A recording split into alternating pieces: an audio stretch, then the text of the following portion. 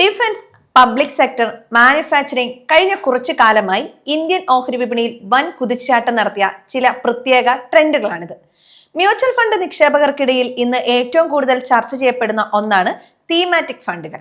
സാധാരണ മ്യൂച്വൽ ഫണ്ടുകളേക്കാൾ ഉയർന്ന ആദായം നേടാൻ ഈ ഫണ്ടുകൾ സഹായിക്കുമെങ്കിലും ശരിയായ പഠനമില്ലാതെ ഇറങ്ങിപ്പുറപ്പെട്ടാൽ പണിപാളാനും സാധ്യതയുണ്ട്.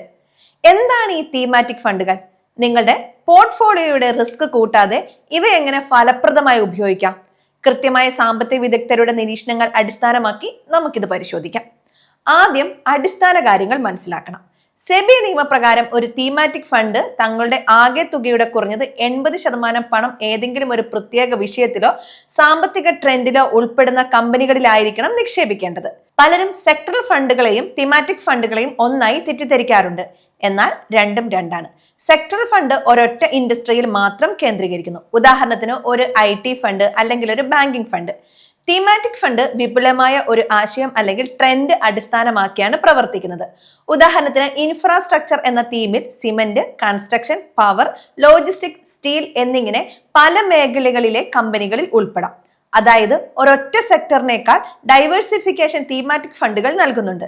ഇതിലെ റിസ്ക് എന്താണെന്ന് നിങ്ങൾ ചിന്തിച്ചിട്ടുണ്ടോ? ഫ്ലെക്സി ക്യാപ് അല്ലെങ്കിൽ മൾട്ടി ക്യാപ് ഫണ്ടുകളെ അപേക്ഷിച്ച് തീമാറ്റിക് ഫണ്ടുകൾക്ക് റിസ്ക് കൂടുതലാണ്.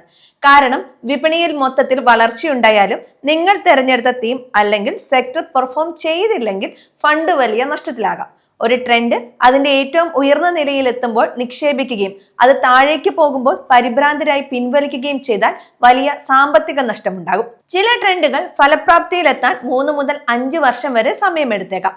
അതുവരെ മറ്റുള്ള ഫണ്ടുകൾ കുതിക്കുമ്പോൾ നിങ്ങളുടെ ഫണ്ട് നിശ്ചലമായി നിൽക്കാൻ സാധ്യതയുണ്ട്. ഇനി ഏറ്റവും പ്രധാനപ്പെട്ട വിഷയം ഈ ഫണ്ടുകൾ ഉപയോഗിച്ച് നിങ്ങളുടെ പോർട്ട്ഫോളിയോ റിട്ടേൺ എങ്ങനെ കൂട്ടാമെന്നാണ്. സാമ്പത്തിക വിദഗ്ധർ നിർദ്ദേശിക്കുന്ന 3 പ്രധാന നിയമങ്ങളാണ് ഇനി പറയാൻ പോകുന്നത്. Satellite strategy.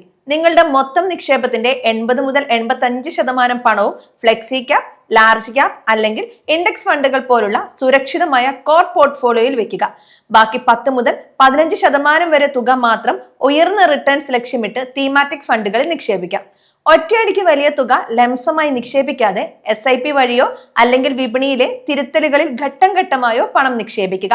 വിപണിയെക്കുറിച്ചും സാമ്പത്തിക ട്രെൻഡുകളെക്കുറിച്ചും ധാരണയുള്ള പരിചയസമ്പന്നരായ നിക്ഷേപകർക്ക് മാത്രമാണ് ഇത് അനുയോജ്യം. ആദ്യമായി മ്യൂച്വൽ ഫണ്ടിൽ വരുന്നവർ ഡൈവേഴ്സിഫൈഡ് ഫണ്ടുകളിൽ തുടങ്ങുന്നതാണ് സുരക്ഷിതം. ചുരുക്കത്തിൽ വരാനിരിക്കുന്ന സാമ്പത്തിക മാറ്റങ്ങളെയും ട്രെൻഡുകളെയും മുൻകൂട്ടി കണ്ട് ശരിയായ സമയത്ത് നിക്ഷേപിക്കാൻ സാധിച്ചാൽ തീമാറ്റിക് ഫണ്ടുകൾ നിങ്ങളുടെ പോർട്ട്ഫോളിയോയ്ക്ക് മികച്ച ആദായം നൽകും. എന്നാൽ അതിരുകടന്ന ആവേശത്തോടെ മുഴുവൻ പണവും ഇത്തരം ഹെവി റിസ്ക് ഫണ്ടുകളിൽ ഇടുന്നത് അപകടകരമാണ്. നിങ്ങളുടെ പോർട്ട്ഫോളിയോയിൽ നിലവിൽ ഏതെങ്കിലും തീമാറ്റിക് ഫണ്ടുകൾ ഉണ്ടോ? ഉണ്ടെങ്കിൽ ഏത് തീമിലാണ് നിങ്ങൾ നിക്ഷേപിച്ചിരിക്കുന്നതെന്ന് കമന്റിൽ രേഖപ്പെടുത്താൻ മറക്കരുത്. മ്യൂച്വൽ ഫണ്ട് നിക്ഷേപങ്ങളെക്കുറിച്ചും പേഴ്സണൽ ഫിനാൻസുകളെ കുറിച്ചുമുള്ള കൂടുതൽ അറിവുകൾക്കായി ET മലയാളം ചാനൽ ഇപ്പോൾ തന്നെ സബ്സ്ക്രൈബ് ചെയ്യുക. അടുത്ത വീഡിയോയിൽ വീണ്ടും കാണാം. നന്ദി.